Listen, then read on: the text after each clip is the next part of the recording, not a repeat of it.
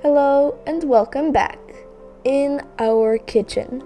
Thank you so much for stopping by, and make sure to hit the like button and subscribe so you don't miss out on any of our fun recipes.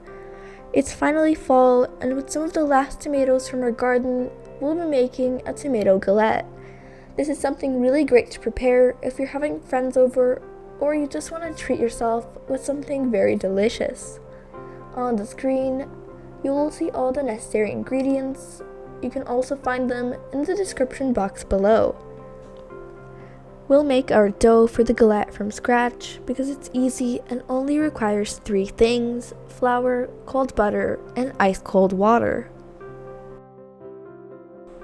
Place your flour in the mixing bowl and add the cold butter cut into cubes. Begin rubbing the butter into the flour using your fingers. You are welcome to use a food processor, but I'll show you how to do it. It only takes me a couple of minutes.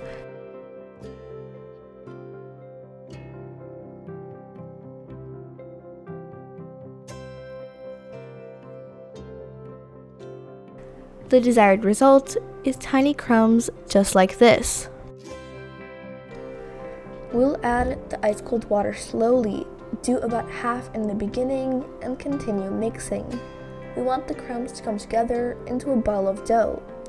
See how it's still dry, so I'm adding a little more of the cold water. The total water you'll need is about 1/4 of a cup, so just add it slowly and stop once you have the dough form.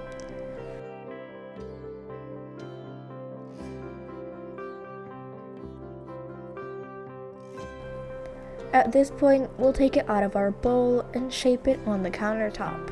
It doesn't require much kneading, just a little bit until you have it all together and equally moist and smooth. As you can see, it's still soft and very easy to press. It feels just like Play-Doh.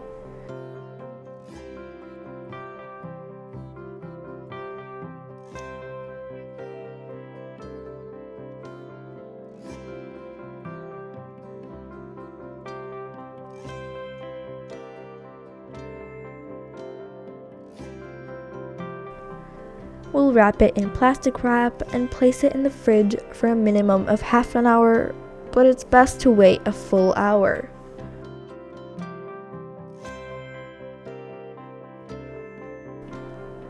Next, we'll cut the tomatoes into slices and let them drain from all the water they can hold. We don't want all that moisture in the galette, so this step is extremely important. Don't skip it and let the slices drain over a paper towel while the dough is in the fridge.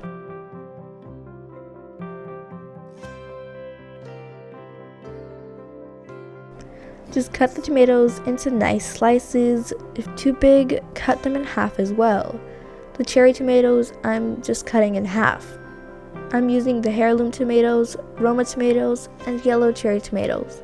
All of them are sweet and will bring a lot of flavor into our galette.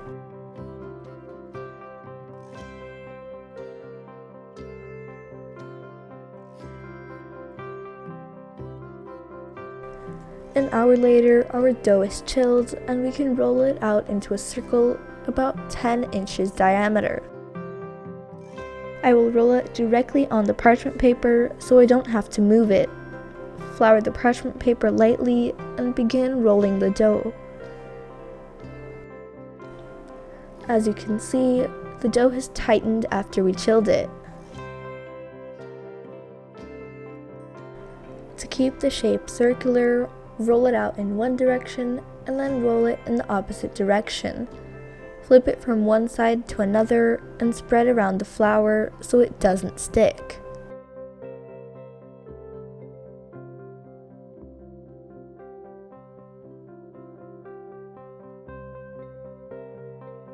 A quick note here is that the dough can be made in advance and last in the fridge 4 to 5 days.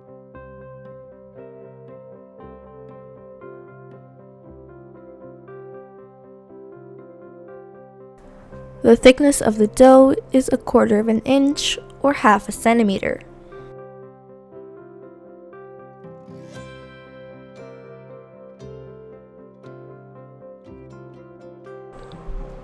Once it's rolled out and you feel happy with the shape, sprinkle about 2/3 of the feta cheese in the middle of it, leaving 1 to 2 inches space on the side so we can fold it over.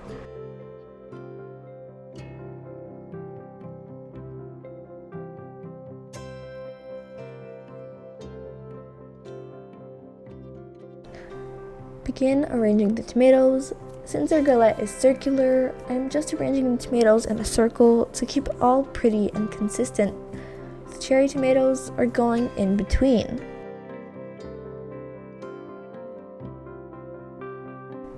Sprinkle the rest of the feta cheese on top of the tomatoes.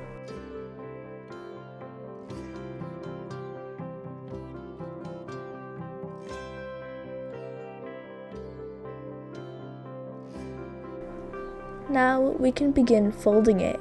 Grab one side and fold it in, and keep making all the folds in the same direction.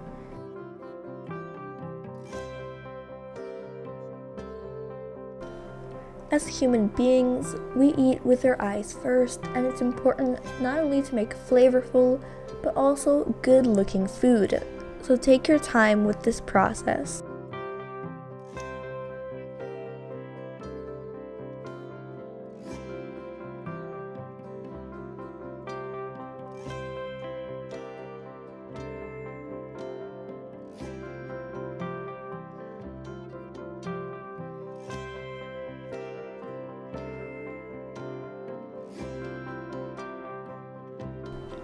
Slide your baking tray right under the parchment paper.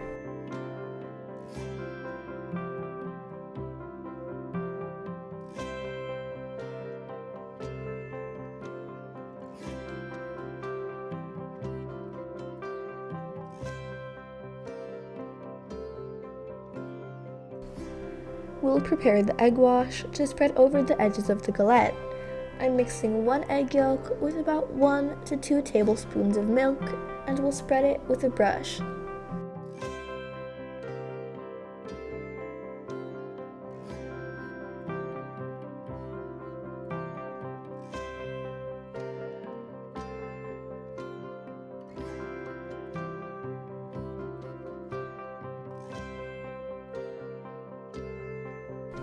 Add thyme and basil. They go just perfectly with the tomatoes. I have plenty of them in the garden all summer and through fall, and really enjoy using them for this recipe.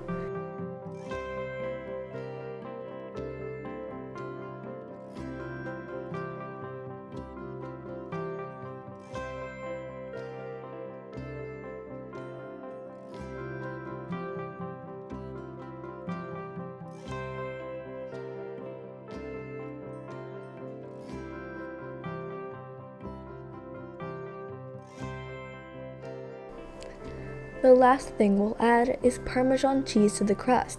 Sprinkle it generously and tell me this doesn't look just amazing.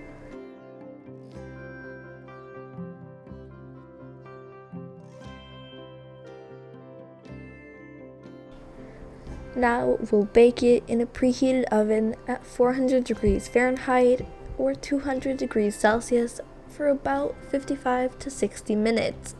I always set my timer for about 10 minutes less and watch it closely in the last 10 minutes so I can control how it bakes. And here it is, beautiful crust, brown to perfection, and it smells like heaven.